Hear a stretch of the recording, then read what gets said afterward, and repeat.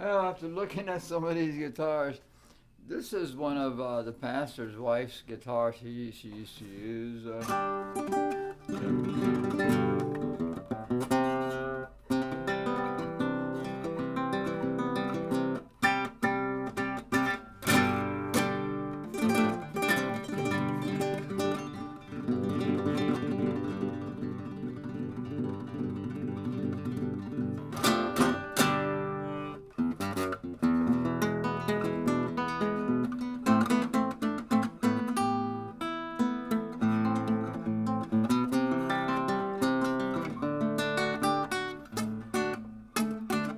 That's kind of hard to reach. It's classical.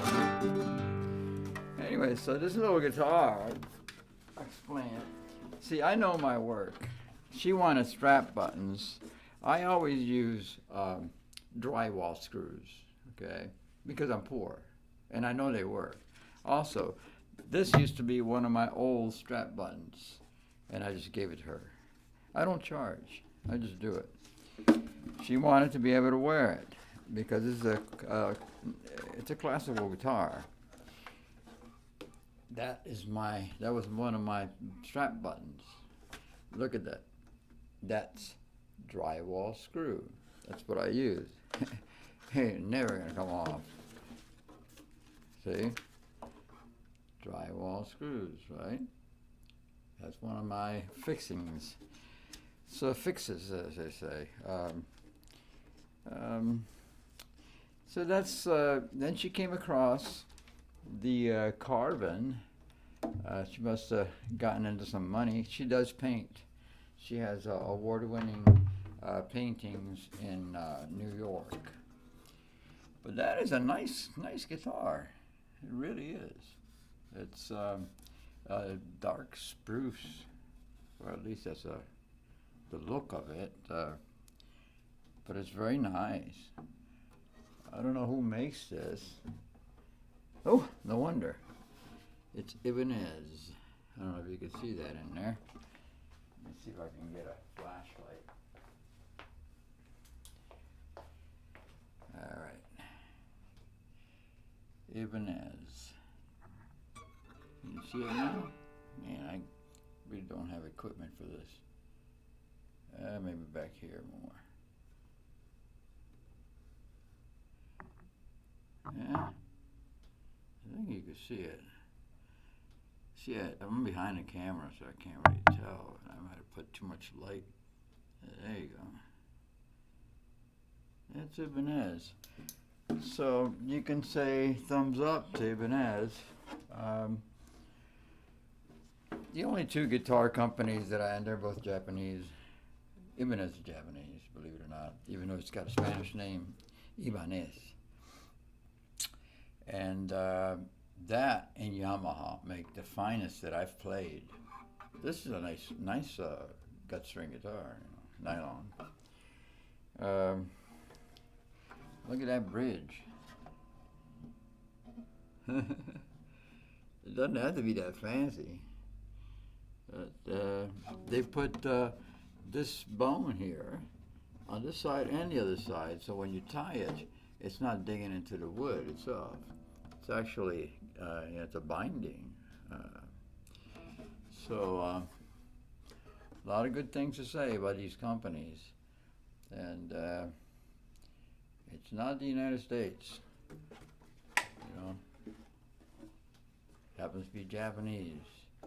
But the attention to detail that the Japs have, that when they started bringing cars over here, they fit so well and they were so tiny compared to the slop that the Americans were making, big Cadillacs that the parts fit so loose you can put your hand between the parts. You know, that's horrible. I'm an American citizen, but I know slop when I see it. And then the Japs started their, Toyota and all these cars, that they brought over here, Nissan, that used to be Datsun, and that was what America, USA, told them to use that trade name, Datsun. They did for a while, and then they brought out their real name, Nissan. So anyway, that's latest news. I happened to find this guitar still in the church here. Actually, we had moved from a bigger church, and but I saw it there. I recognized the case. Because that sign there, it says sure. Huh? When I saw that, I said, whoa. Then I looked into it and I recognized the guitar. Then when I saw the drywall screws, I said, that was 2 strap buttons that I gave her for this guitar. And I put them on for her. But this one doesn't need any work at all. This one, you know, and also look, the strap fits me. I think I used it one time, you know.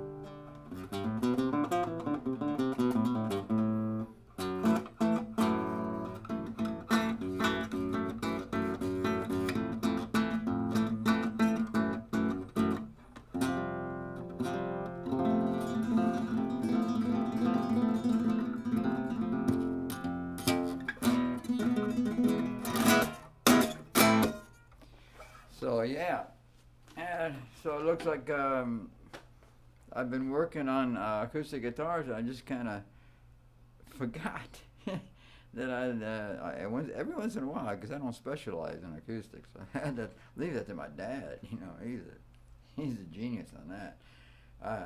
I like to mess around with electronics and pickups and, you know, rewire guitars and that kind of stuff. You know. Mess around with amplifiers, and although, you know, well, heck, you know that I customize my amps. I chop them. I buy the combo and I chop them and turn them into heads, because this is a bonus. Most heads only have one jack, you know, but when you buy a combo, you got an extension speaker jack and the internal speaker that has to be wired. So I just put a jack on that. That's it. That's just a hint. Little thing that you can do in case you buy a combo amp and it's too heavy and you're tired of lugging around 65 pounds, as for instance, common for a combo amp of 40 watts or so on up, you know.